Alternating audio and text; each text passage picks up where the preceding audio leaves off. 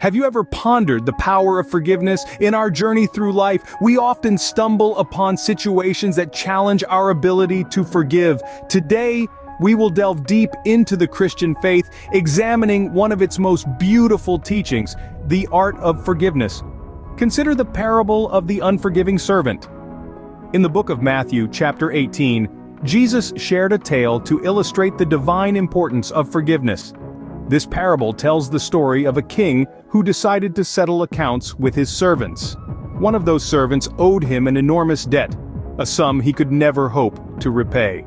The king, in his mercy, forgave the servant's debt, asking nothing in return.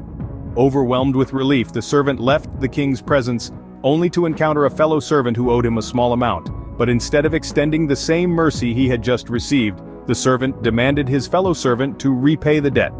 When the king heard of this, he was filled with wrath and handed the unforgiving servant over to the jailers until he could repay his own enormous debt.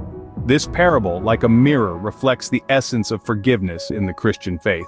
It is a reminder that we have all been forgiven a debt we could never repay, and in response, we should extend that same mercy to others. In today's discussion, we've touched on three key points. First, the Christian faith places great emphasis on forgiveness, viewing it as a divine virtue. Second, through the parable of the unforgiving servant, we learn the importance of forgiving others as we have been forgiven.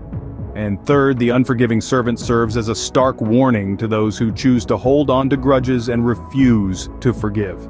The power of forgiveness is not just about releasing others from their mistakes, but also about freeing ourselves from the burden of resentment. As we journey through life, let us remember the King's mercy and strive to embody it in our interactions with others. In the grand tapestry of life, each thread of forgiveness weaves a pattern of love and grace that reflects the heart of the Christian faith. So as we step into the world today, may we carry the lesson of the unforgiving servant in our hearts, extending mercy and forgiveness to all we meet.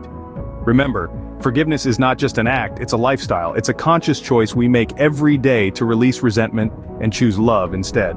And in doing so, we not only reflect the teachings of our faith, but also become vessels of peace in a world that desperately needs it. And so we conclude our discussion on the power of forgiveness within the Christian faith. As we navigate the ebbs and flows of life, may we always remember to extend the same mercy we have received. For in forgiveness, we find freedom.